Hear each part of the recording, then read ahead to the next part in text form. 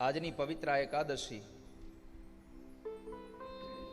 ભગવાન ઠાકોરજી એમ કહ્યું છે કે આજના દિવસે આ સંસારનો કોઈ પણ જીવાત્મા હોય એ મારું શરણ ગ્રહણ કરી અને મારો થયો છે, મારો બનવું છે એવું વ્રત,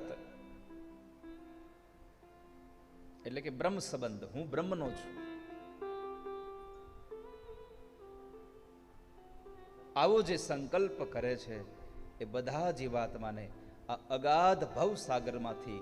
સામે કિનારે લગાડવાની જવાબદારી ભગવાન ઠાકોરજી કૃષ્ણની પોતાની છે.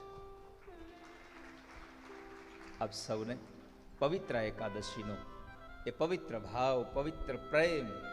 આપ સૌને વ્યાસપીઠથી ખૂબ શુભકામનાઓ કે ઠાકોરજી આપ સૌનું સર્વત્ર તે પવિત્ર મંગલ કરતા રહે.